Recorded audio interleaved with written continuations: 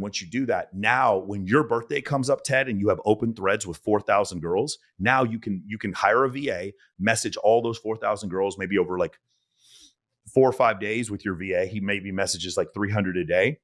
And next thing you know, you've sent out invites to 4,000 girls, and then your birthday comes and 400 or 500 women show up. Do you understand?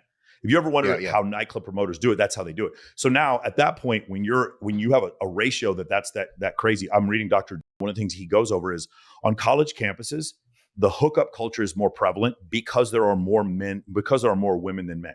In any sort of society or environment where there's more women than men, short-term dating strategies are adopted because men have more choice, and men tend to choose short-term dating options more than women do. When you have a different situation, like places in Alaska or certain type of traditional tribes, like Native American tribes, where there are way more men than women, then long-term dating strategies are enforced. And in fact, there's one tribe up in Alaska where there's polyandry is enforced or is encouraged, which is one woman marrying multiple men.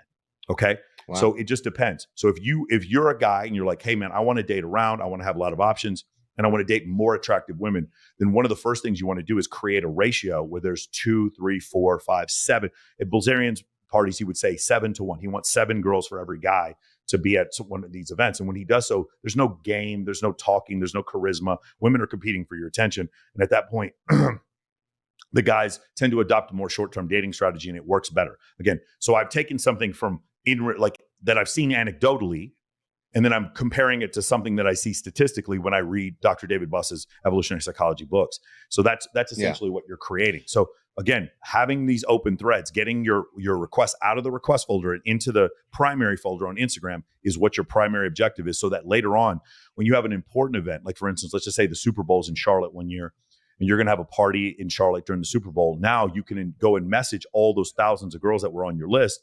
And when you message them, you're going to get a certain number to say yes, but your offer is so incredible that so many of them say yes. But here's the other thing. What about the girls who are really amazing, who would have never opened your message before, who even say, I can't make it, but thank you? Well, now I have an open thread with them. And so now, once I have an open thread with something, for those of you who don't know this, what happens is, like, you and I message, let's say I message some girl from Hungary, like from Budapest, Hungary. She's like stunning. And she writes me and I write her back. What'll happen is the feed, the Instagram feed, will now show her my content. Oh, you didn't think about that one, did you? Now what happens is now she's seeing my content. I'm on top of mine. And when she comes to Las Vegas, I'm the first guy that she's going to message.